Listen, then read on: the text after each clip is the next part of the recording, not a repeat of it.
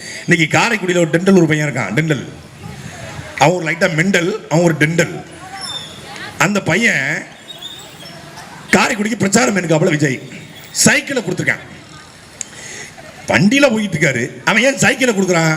அவன் உண்மையிலே அவனுக்கு தெரியுது இவன் இப்படி அரசியல் படுறான், சொத்தை பூரா இழந்து, வீடு வாசலை இழந்து, ஏற்கனவே பொண்டாட்டி பிள்ளை இழந்தாச்சு, சினிமாவை கேரியரி முடிச்சு நாளைக்கு சைக்கிளில் தான் இவன் போகணும். அதுக்காக சிம்பாலிக்கா சைக்கிளை கொடுத்துருக்கான்.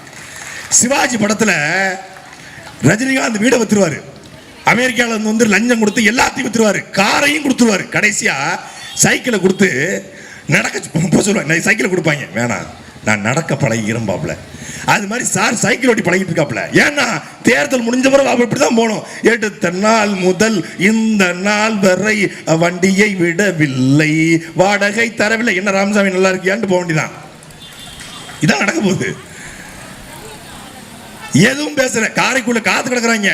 இன்னைக்கு தளபதி வர போறாரு, காரைக்குடிக்குள்ள வந்து புரட்சி தீய பத்த வைக்க போறாரு. நண்பா நண்பிஸ் தோளா தோழிஸ்லாம் அப்படி ஃபயரோட போறாரு. காரைக்குடியை திருப்பி போட்ட தளபதி, காரைக்குடியில மிரட்டிய தளபதி, காரைக்குடியை மெய்சிலுக்கு வந்த தளபதி, காரைக்குடியில அனல் உரை, காரைக்குடியில ஃபயர் ஸ்பீச் காத்திருக்கிறான். அங்க போனா அப்படியே வண்டியை திருப்பி ஓடிட்டன்ல ஓடிட்டன்ல பாரு வடிவேலு, அது மாதிரி ஓடிட்டாப்ல. ஏன் பேசல? 10 நிமிஷம் லேட் ஆயிட்டு. மணி என்ன? மணி 3, 2:59 வந்திருந்தா யாழ் கொஞ்சம் சதைச்சிருப்பாங்க. ஒரு நிமிஷம் லேட்டால நீ உசுரோட போற பாரு வடிவேலு. அது மாதிரி இதே குருட்டு தைரியத்துறை என் ஏரியாவுக்கு வந்துடும். அங்க நான் உக்கரமா இருப்பேன், அங்க நான் டைம் கீப் அப் பண்ண மாட்டேன். வாடா வாடா ஏரியாவுக்கு வாடா, பனையூருக்கு வாடா, பனையூருக்கு வாடா. பத்திரிகையாளர் திருச்சியில காத்திருக்காங்க. சார் ஜனநாயகன் படத்தை யாரோ ரிலீஸ் பண்ணிட்டாங்களா, அதை பற்றி என்ன நினைக்கிறீங்க? ரிலீஸ் பண்ணது நான் தானே, என்கிட்ட கேட்குறாங்களே. அது இங்கே இந்த பக்கம் பார்த்தா இவன் ஏன் நிற்கிறான், இந்த பக்கம் பார்த்தா பாலிமர் நிற்கிறான். பாலிமர் செய்திகளுக்காக வேல்ராஜன் வந்துருவாங்கன்ட்டு 2 பக்கம் பார்க்கல. எப்படி ஆத்தா மாரியாத்தா காளியாத்தா உசிரே உசிரே தப்பிச்சு எப்படியாவது பனையூருக்கு ஓடி விடு, ஐயோ வருதே மூதேவி வருதே அப்படின்னு ஓடுறாப்புல வடிவேலு பாரி. என்னடா 2:10 ஏயா வந்தேன்னா 2 மணிக்கு வந்தா பேச சொல்லி கொள்ளுவான். அதுதான் 2:10 வந்தேன். என்னத்தை நீ பேசிடுவேன்? அதே பேச்சு தான். அந்த மக்கள் விரோத ஸ்டாலினா, மக்கள் விரும்புகிற இந்த விஜயா, அந்த 2 பேர் தான் போட்டி, 4 முனை போட்டி, 40 முனை போட்டி, என்ன உருட்டினாலும் 2 பேர் தான் போட்டி. ஒண்ணு இன்னொன்னு அவ்வளவுதான். மனப்படம் பண்ணி வச்சிருக்காப்புல. உங்களுக்காக உங்க அண்ணன், உங்க விஜய், உங்க தோழ வந்திருக்கிறேன். உங்களை ஏமாத்த மாட்டேன், பொய் சொல்ல மாட்டேன்.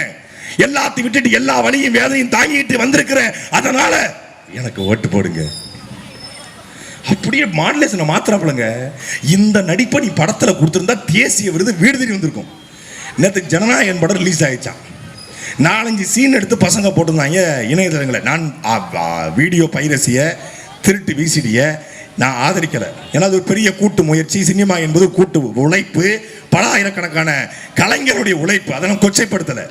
எந்த படமும் எந்த சீனும் இணையத்தில் வரக்கூடாது என்பதில் நாங்கள் தெளிவா இருக்கோம். ஆனால் அந்த படத்துல காட்சி வெளிவந்திருக்கிறது மதசார்பற்ற சமூக நீதி பேசுகிற, ரம்சானுக்கு போய் குல்லா போடுகிற, இஸ்லாமியர்களை தன் நண்பன் என்று சொல்லுகிற, பாசிச பாஜக கொள்கை எதிரி பாஜக என்று சொல்லுகிற மரியாதைக்குரிய விஜய் படத்துல காட்சி வச்சிருக்காரு.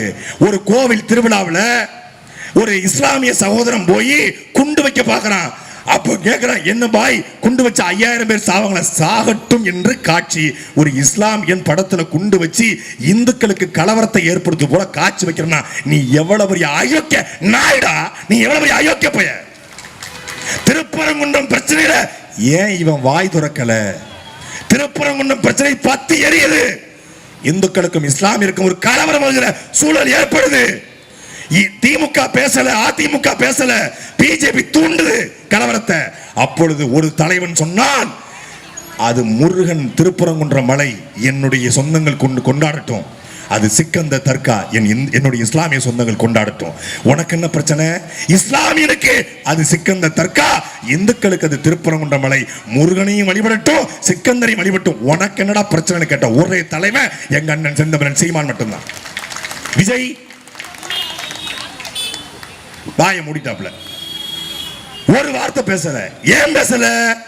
படத்துல காட்சி, திருவிழா நடக்குது, பணத்தை வாங்கிக்கிட்டு நான் கேட்கிறேன், வினோத்னு கேட்கிறேன், இயக்குனர் வினோத்துக்கிட்ட இந்த படம் மட்டும் தேட்டர் கொட்ட ஓத்த அந்த படத்தை செதுக்கிறா மட்டும்டா.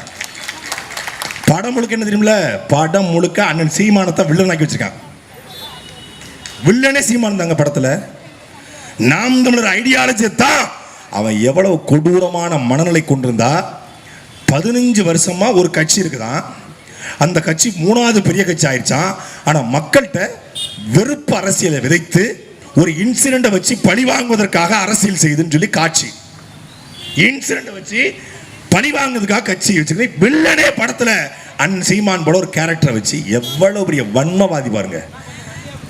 டேய், இந்த நிலத்துல தேவராக, தேவேந்திரராக, படையாட்சியாக, கோணாராக, பிள்ளமாராக, செட்டியாராக, முதலியாக, இந்துவாக, கிறிஸ்தவராக, இஸ்லாமியராக பிரிந்து கிடந்த தமிழர்களை நீயும் தமிழன், நானும் தமிழன், நாம் தமிழர் என்று உணர வைத்தவன் எங்க அண்ணன் செந்தவன் சீமான்டா. கட்சி நடத்துறாங்க, கட்சியில் இருக்கிற அத்தனை பேரும் பொண்டாட்டியும் விவாகரத்து. தமிழக வெற்றிகளுக்கு பிறகு பொண்டாட்டி எதிர்ப்பு முன்னேற்றங்களும் நல்லா இருக்கும் கட்சி பேரு. பொண்டாட்டியால் பொண்டாட்டியால் விரட்டப்பட்டோர் கழகம், இல்ல விவாகரத்து முன்னேற்றங்களும் வைங்க, இல்ல விவாகரத்து தராதோர் கழகம், டிவிகேக்கு பதிலா விடிவின்னு வைங்க, விடிகேன்னு வைங்க, நல்லா இருக்கும். விவாகரத்து தராதோர் கழகம் நல்லா இருக்குல்ல, அருமையா. விடிகே டிவிகே, அது விடிகே, அதான உண்மை. சுத்தி இருக்கிற அத்தனை வேட்பாளரும் பாருங்க. குடும்பத்தை பார்க்காத ஒருத்தன் நாட்டை பாப்பன்னு சொல்வதை எப்படி நம்ப முடியும் என்ற கேள்வியை தான் நான் எழுப்ப வந்திருக்கிறேன். தன்னுடைய சொத்துக்களை எல்லாம் மறைத்து, மனைவியின் சொத்துக்களை மறைத்து, இன்னைக்கும் தமிழ்நாட்டில் ரம்மி சர்க்கிள், இந்த லாட்டரி சீட்டு மூலமா ஆயிரக்கணக்கான குடும்பங்கள் சாவதற்கு காரணமான கம்பெனியுடைய உரிமையாளர் இந்த ஆதவ் அர்ஜுனா. இவர் தான் நாட்டுக்கு வந்து நல்லது பண்ண போறாரா என்பதை ஒரு ஓட்டை போட்டு வேஸ்ட் ஆக்கிறாதிய. உண்மையும் நேர்மையுமாக நாங்க அதிமுக திமுக வேட்பாளர் கடன் வாங்கல. எப்படி தெரியுமா வேட்பாளர் தெரிஞ்சிருக்கோம்? இந்த வேட்பாளர் மக்களுக்கு உண்மையா இருப்பாங்களா, மண்ணுக்கு உண்மையா இருப்பாங்களா, மொழிக்கு உண்மையா இருப்பாங்களா, 5 பைசா காசு வாங்க மாட்டார். சொந்த பணத்துல ஆயிரக்கணக்கான பனை மரங்களை நட்டவர் எங்களுடைய சகோதரி ரோசினி. அவர் நடத்துகிற அமைப்பின் மூலமாக நூற்றுக்கணக்கான பிள்ளைகளை படிக்க வைத்தவர் தான்.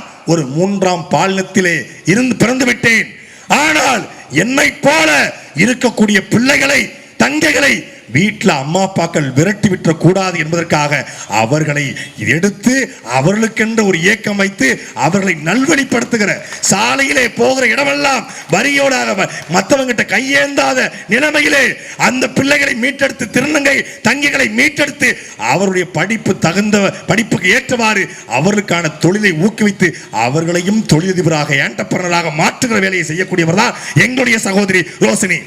சொந்த கால நிக்கிறவ ஆதவர்ஜினா மாதிரி மாமனார் காசுல நிக்கிற பிள்ளை இல்ல, சொந்த காசுல நிக்கிற பிள்ளை.